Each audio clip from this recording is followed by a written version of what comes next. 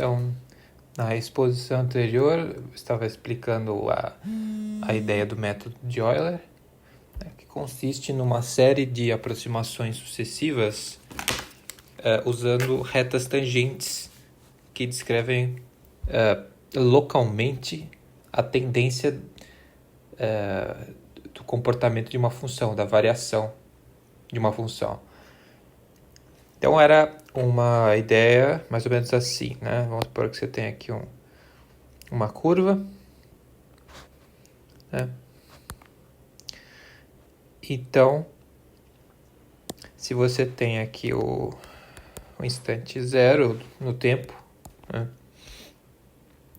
E você tem um tempo final aqui, e você quer saber o valor da função, né? Então, você tem aqui o x de t, que você quer saber o valor da função no instante t.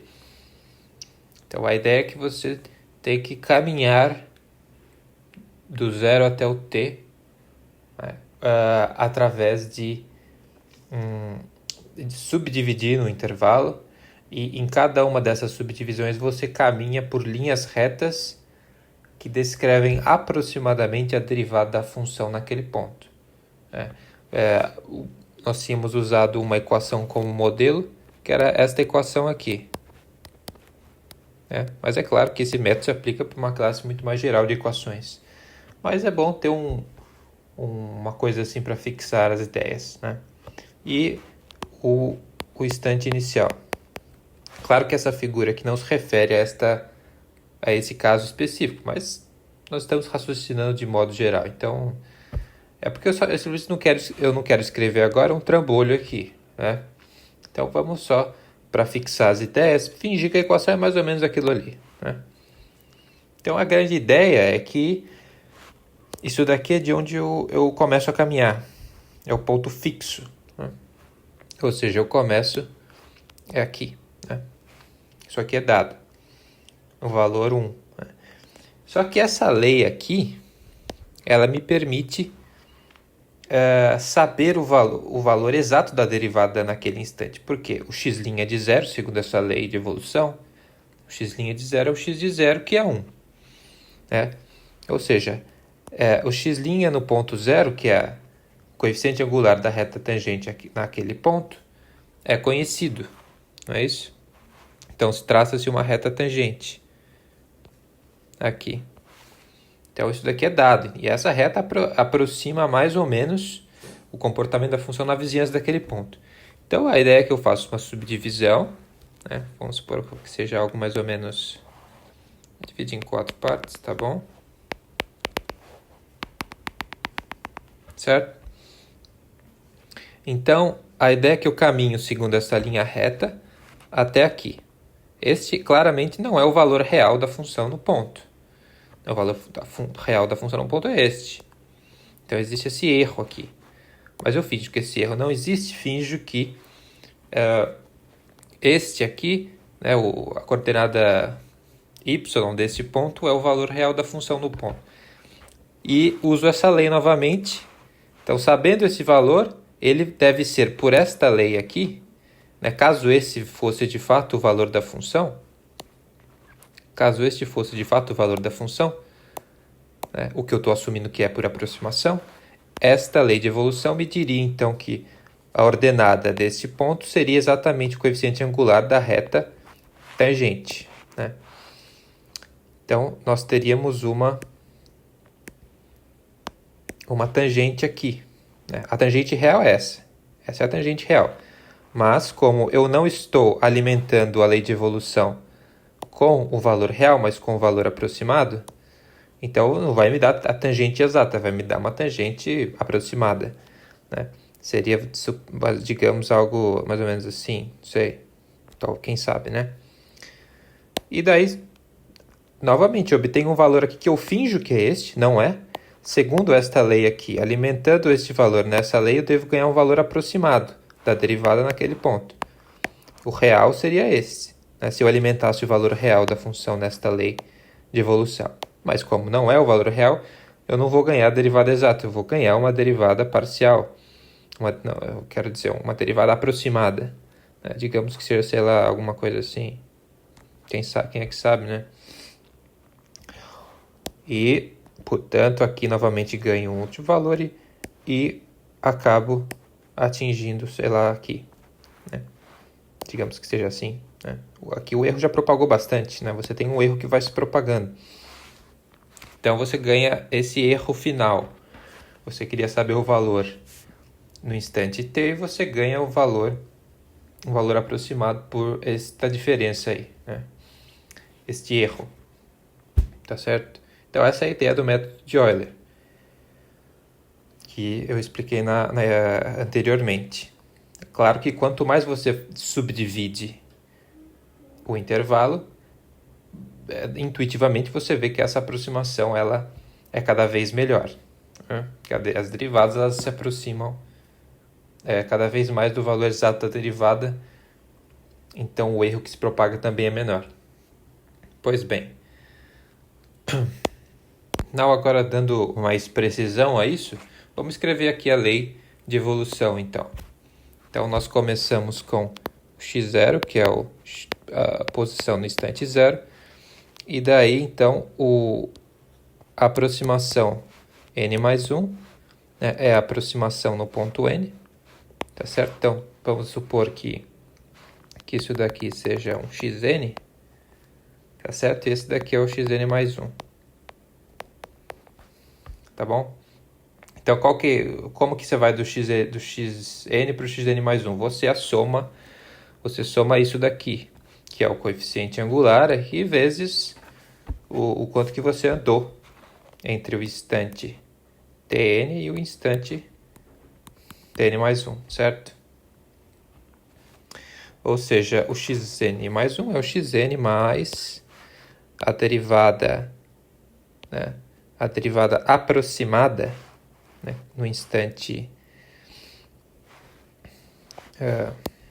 a derivada aproximada no instante t, que vamos chamar de x'n, tá bom? Então, x'n é o coeficiente angular desta reta aqui, tá certo?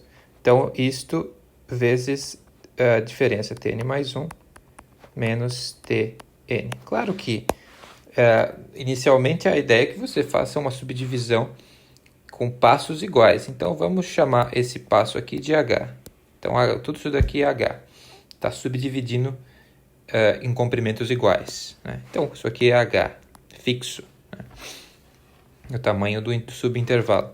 Só que pela lei de evolução, é isso? Pela lei de evolução, isso daqui vai ser trocado pelo xn em si. É isso? Pela lei de evolução, não é? E, portanto, o que você tem? Você teria isso aqui. Xn mais 1 igual a xn mais xn vezes h. Seria uma sequência, não é? Uma iteração. Você tem o xn e você ganha o xn mais 1. Você começando disso daqui que você sabe. Entenderam? Então, esse daqui é o método de Euler. Tá bom? Claro que deve você falar, mas que já está na hora de tratar isso num caráter um pouco mais geral, né? Então, é claro que essa equação aqui ela não precisa ter essa forma. Então, qual será a forma que nós vamos utilizar de equação? Nós vamos tratar, então, equações desta forma. X' de t é igual a uma certa função f do x de t e de t. Certo? Então, ao invés de você colocar xn aqui, você vai colocar essa função de xn e de tn. Então, o método de Euler, de modo geral, ele vai ser xn mais 1 igual a xn, né? Então, aqui você teria a aproximação da derivada vezes h, só que a aproximação da derivada, então, será essa função de xn e de tn, certo? Então, aqui você ganha a expressão geral.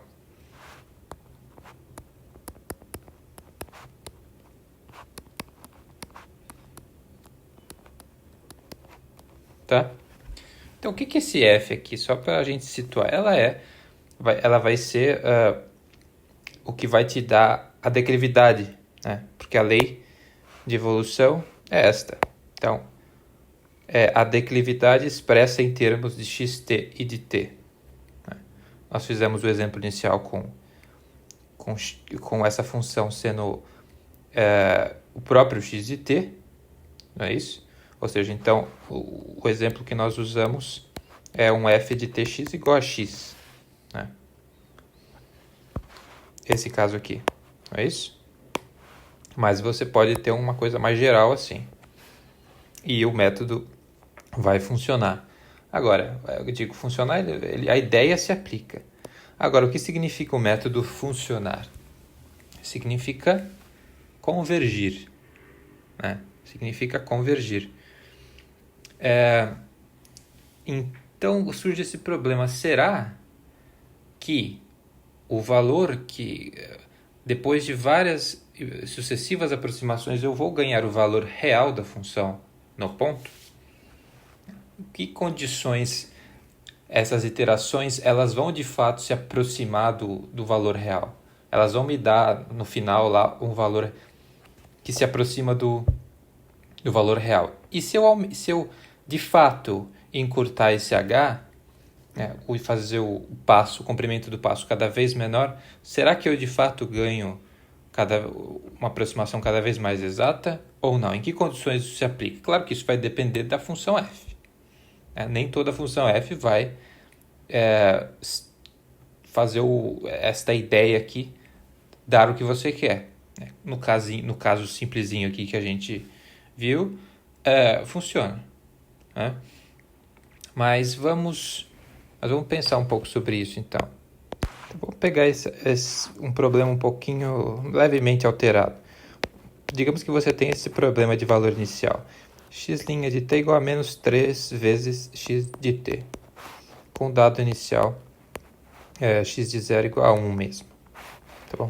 Então você tem esse problema de valor inicial que certamente você também sabe como determinar a solução analítica. Mas, supondo que você não sabe, ele é apenas uma coisa de brinquedo que a gente usa para fixar as ideias. Né? Então, digamos que você queira uma aproximação do valor da função no instante 1. É isso que eu quero saber. Me dê uma aproximação disso daqui. Não é? Então, a ideia é que você vai pegar o intervalo 0, 1.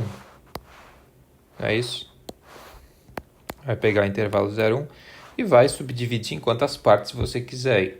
Digamos que você subdivida em 10 partes, alguma coisa assim. Né? Então, aqui você teria o gráfico, né? E você, então, iria subdividir esse intervalo em diversas partes. Aqui eu pus 4 só. Né? Tá bom? Então, isso daqui é o que a gente estava chamando de T0, T1, T2, T3 e T4 é o último. 4 partes, certo? Tá bom. Então, qual que é como que é o método de Euler para isso daqui, então? Bom, a equação do método de Euler, então, é xn mais 1, como a gente já viu, igual a x de n mais f de xn tn vezes h. Qual que é o nosso f nesse caso? Esse aqui, né? É o f de x de t. T é menos 3x de t. Portanto, não depende explicitamente da segunda coordenada. Depende apenas de x, não de t. Né? Então, no nosso caso, isso daqui é menos o que mesmo? 3x xn, né? E só, é isso? Qual que é o nosso f? Aqui o f de xt é menos 3x, tá bom? Então você tem isso aí. Como é que é então a equação de recorrência? Você vai ter xn menos 3 xnh, você pode colocar o xn em evidência, né? Você ganha isso aqui. Com condição inicial, x0 igual a 1. Então, você itera isso daqui, você ganha o que você quer. Então, o que a gente tem que ver aqui, quantos passos serão utilizados, né? O H é o passo. Qual que é o... Quando você vem aqui, você vê então que isso aqui é o H. Não é isso? Então, o que a gente pode dizer sobre o H? Que 4H tem que ser 1. Né? 4 vezes H tem de ser 1. Porque H mais H mais H mais H dá 1. Não é isso? Se eu quiser usar 4 subdivisões, né? Aí, se eu quiser usar mais subdivisões, se eu quiser usar N subdivisões, então não vai ser 4H igual a 1. Vai ser, vamos supor que sejam N subdivisões. Então, será N, se N maiúsculo. NH igual a 1, onde N é o número de subdivisões. Aqui são 4, nesse caso. Tá? Vamos agora assumir que sejam só 4. Depois nós vamos ver como que encurtando o comprimento da subdivisão você ganha mais precisão. Tá? Pois bem. Mas se você quer saber, deixa eu colocar o Nzão aqui mesmo, não tem problema. Então, é xn, 1 menos 3h. O que é o h? NH igual a 1. Né? Então, vai ser menos 3 vezes... o que é h? 1 sobre n. Né? Então, menos 3 sobre n maiúsculo. Tá? Então, isso daqui é a sua fórmula de recorrência. Desculpa, o que...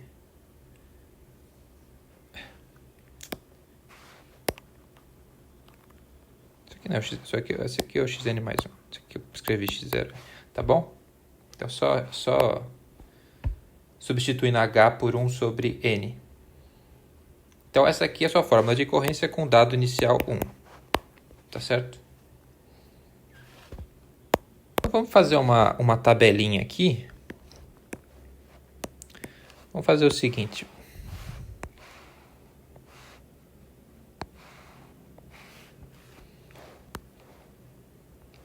Então, aqui eu vou colocar o valor real do x de t,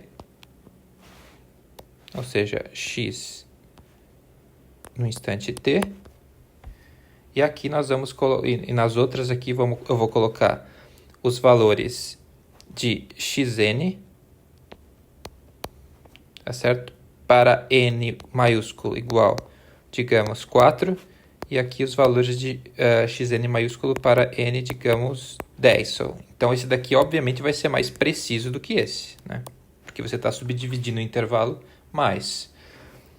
Tá bom? Então, e aqui o que vai, então? Bom, a gente podia ver o valor em 2 t's diferentes, mas vamos ver só no t igual a 1 mesmo, certo? Então, aqui você tem o x1, e aqui você vai ter o x final, né? Que é o xn maiúsculo. Certo? O x1, ele é o valor real. Deixa eu voltar aqui. Então, isso aqui seria o x1, né? Que é o último, a gente quer saber o valor em x1. E isso daqui seria o xn maiúsculo. Deu para entender? Acho que... Aqui eu vou escrever aqui, então. Esse valor aqui seria o x1, que é o valor real. E aí aqui, depois de usar várias retas aqui, você vai ter o valor aproximado, que é o x4, que é o xn maiúsculo, x final. Tá bom? Então, vamos ver quais são os valores aproximados. Bom, qual que é o valor real? O valor real é o que você vai ganhar resolvendo essa equação aqui. A solução dessa equação é e elevado a menos 3t, não é isso? Portanto, isso daqui seria e a menos 3. Quais são os valores que nós ganhamos usando o método de Euler? Eu não vou fazer a conta aqui, né? Consiste em você aplicar esses passos aqui. Então, se a gente usar 4, vamos escrever aqui então. Então, xn mais 1 é igual a 1 menos 3 sobre xn. Foi isso, né? Isso. Então, se a gente quer, com n igual a 4, calcular o x4, o que você tem que fazer? O x4 vai ser 1 menos 3 sobre 4 x3. Mas a gente não tem o x3. Bom, o x3 é 1 menos 3 sobre 4 x2. Mas a gente não tem o x2. O que é o x2? 1 menos 3 sobre 4 x1. Mas a gente não tem o x1. O que é o x1? 1 menos 3 sobre 4 x0, que a gente tem é 1. Certo? Então, o que é isso daqui? Vai ser 1 menos 3 sobre 4 elevado a 4. É isso? Certo? E da mesma forma, claro que você vai ver que isso aqui é 1 menos 3. 3 sobre 4, não. 3 sobre 10, né? Que agora é com n igual a 10. Elevado a 10. Se você lembra ali, quando você estudou cálculo 1, alguma coisa assim, talvez você esteja percebendo uma coisa aqui, né? Você lembra desse... Escrever aqui embaixo. O limite de 1 mais a sobre n elevado a n quando n vai a infinito é e elevado a a. É exatamente o que está acontecendo aqui. Esse número aqui está aumentando muito. E ele vai convergir justamente para isso daqui, quando o número de passos tende a infinito. O número de subdivisões tende a infinito, você converge para o valor da função. Então, o que está acontecendo é isso, né? Você vem aqui e quando você vai subdividindo mais e mais e mais e mais, esses gaps aqui, essas diferenças, elas vão ficando cada vez menores e você vai se aproximando do formato verdadeiro da curva. Então, é como se você fosse ganhar, a coisa vai se aproximando. Então, se você começa aqui, dá um pequeno desvio, né? Um pequeno desvio, um pequeno desvio. Só que quando você vai aumentando mais e mais o número de subdivisões, isso daqui vai diminuindo, tá certo? Pois bem,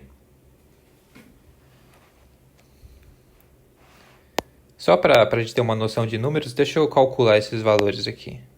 Bom, esse segundo aqui dá mais ou menos 0,0039.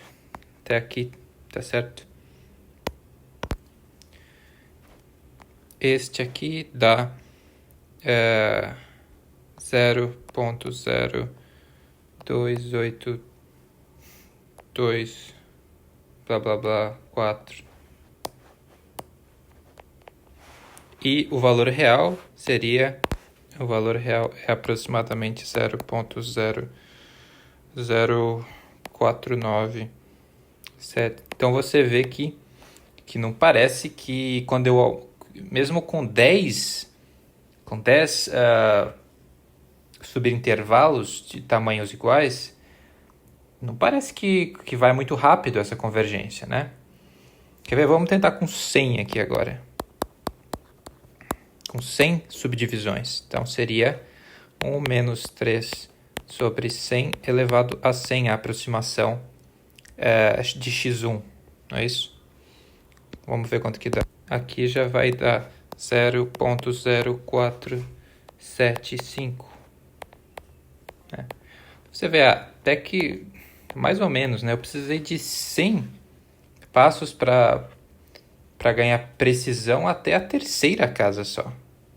Então você imagina para o computador. E a distância de 0 a t é 1.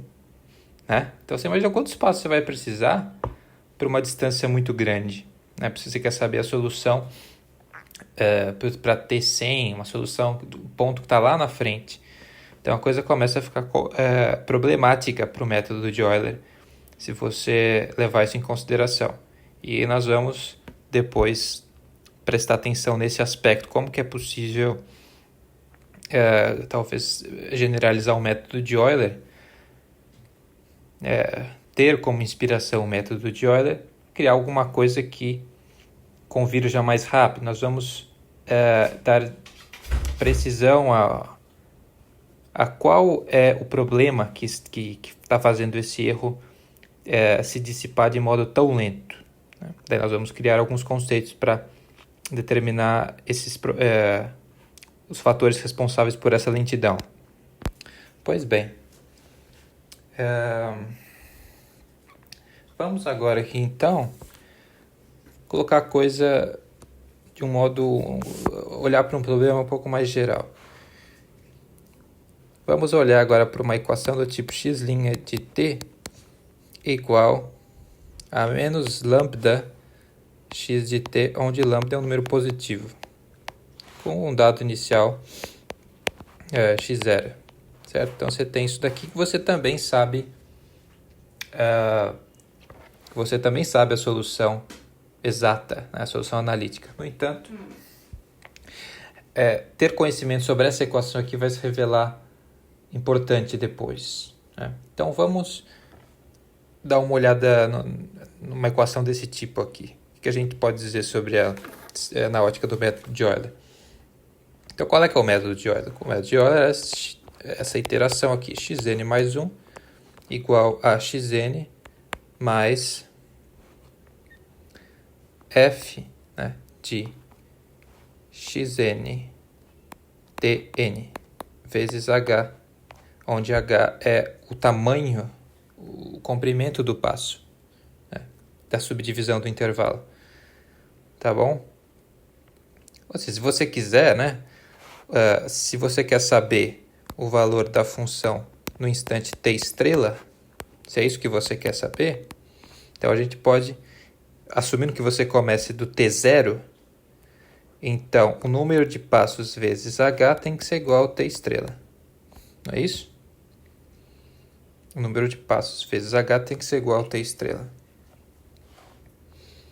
Bom, mas de qualquer forma, então, isso daqui, esta iteração a passo fixo, comprimento de passo fixo, é o método de Euler. Aplicando isso ao nosso problema ali, o que você tem é xn mais 1 igual a xn mais o quê? Menos, né, lambda xn. Então, o nosso f aqui, f de xt, é menos lambda x, menos lambda n, lambda xn h. Então, xn mais 1, agora colocando em evidência aqui o xn, seria xn vezes 1 menos lambda h. Se eu trocar o h, como eu havia dito, por t estrela sobre n, o que acontece? Eu ganho essa equação aqui, essa relação de recorrência, certo? Em que tudo isso daí é fixo, né? Então você deve reconhecer que isso daqui é uma progressão geométrica, né? Esta aqui é a razão da progressão geométrica. Então, o termo geral vai ser 1 menos lambda t estrela sobre n elevado a nx0, né?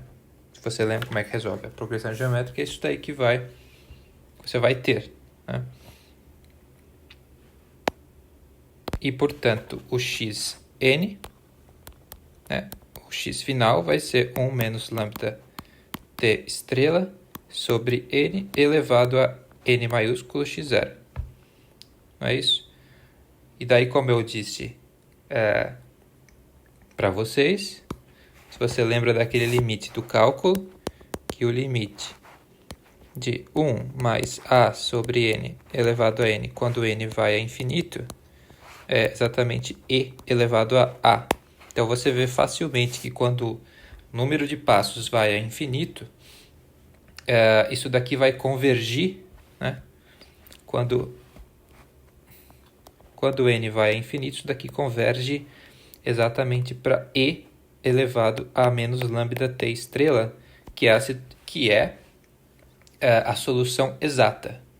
Por que eu fiz esse cálculo aqui?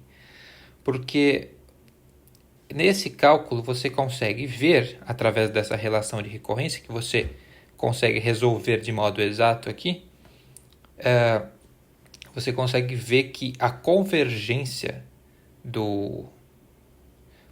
a velocidade, você consegue aprender a velocidade de convergência da iteração. E esta conta aqui com relações de recorrência, ela vai ser importante depois, quando a gente for generalizar o método de Euler, como eu disse, você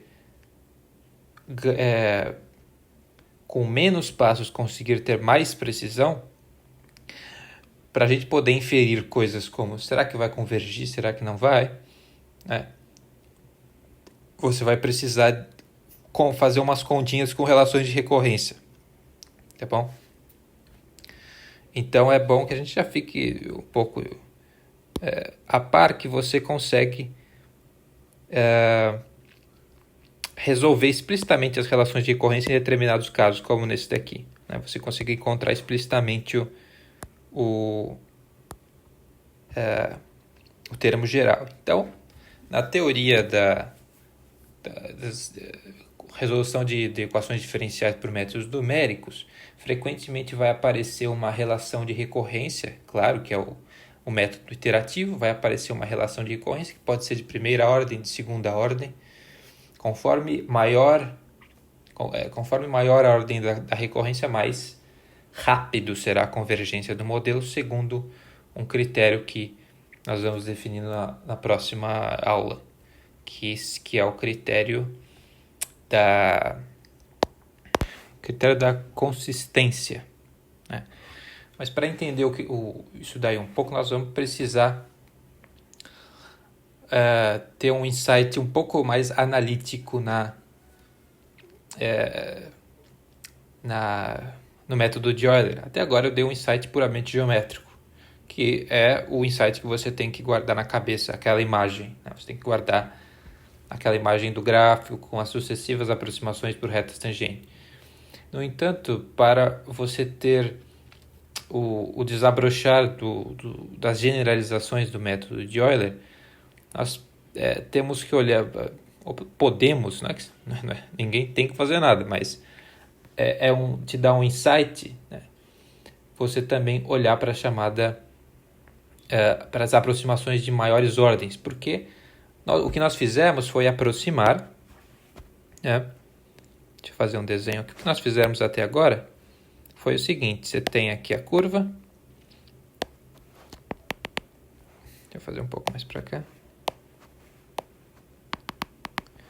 Aqui está um instante qualquer. Aqui está, digamos, um instante zero, né? E você traçou a reta tangente aqui, nesse ponto. E daí ela vai ter um erro com relação ao próximo ponto. Vai ter essa diferença. Pode pensar, mas e se eu não usar retas para aproximar? E se eu usar outros tipos de curvas? Usar uma parábola, por exemplo, né? Bom, talvez você consiga encaixar uma parábola. Então, você vai eventualmente conseguir encaixar uma parábola aqui. Uma coisa mais ou menos assim. Meu desenho está imperfeito, claro, mas você percebe que pelo fato de haver uma curvatura, a aproximação parabólica consegue acompanhar mais o gráfico, né? Poderia usar uma aproximação de terceira ordem, de quarta ordem, você vai ganhando mais precisão para o passo seguinte, certo? Então, são generalizações do método de Euler que trocam a aproximação de retas, né? Você vai colocando uma reta, depois a aproximação fica um pouco pior por uma segunda reta, uma terceira. Você troca todas essas aproximações por retas, por parábolas ou cúbicas. Você certamente vai ganhar mais precisão a cada passo, até você chegar no ponto que você quer, lá o T estrela, né? Então isso certamente vai melhorar o número de passos que você precisa para se colocar dentro de uma determinada acurácia, dentro de uma determinada margem desejável, né? Claro que vai ter um preço isso, né? Mas isso nós vamos ver na próxima. Então isso é um método, mas já para você fertilizar sua mente com essa imagem, vai ser um método que vai aproximar não por retas, mas por curvas de ordens mais altas, como parábola, cúbica e assim por diante. Depois também possivelmente vamos ver uma outra forma de generalização que consiste não em mudar o formato da curva que aproxima o gráfico da função misteriosa, né? Mas colocando mais retas, por assim dizer, entre os intervalos, colocando, não usando a reta rosa aqui como aproximação, mas tentando captar neste intervalo aqui, tentar selecionar outros pontos em que você possa eventualmente traçar outras tangentes e fazer uma média dessas tangentes. Isso serviria para tentar corrigir o viés, a falha de considerar a tangente simplesmente nesse ponto para aproximar a do próximo. Então, deve ter alguma forma de tentar umas aproximações internas aqui de tangentes, fazer uma média dessas tangentes e ganhar uma tangente mais equilibrada, né? E isso vai dar origem aos chamados métodos de Runge-Kutta, que também se generalizam de várias formas, né? Eu não vou, obviamente, cobrir aqui todas essas generalizações, eu pretendo simplesmente dar a ideia básica, fertilizar sua mente com as imagens do que está envolvido, algumas questões de convergência, da dificuldade de um número muito grande de passos computacionalmente. E então, todas essas questões elas vão se resolvendo mediante certos conceitos que nós vamos introduzindo, como o conceito de, como eu acabei de dizer, de consistência e também o conceito de estabilidade. Bom, mas vamos acabar isso por aqui então, certo? E então na próxima a gente continua.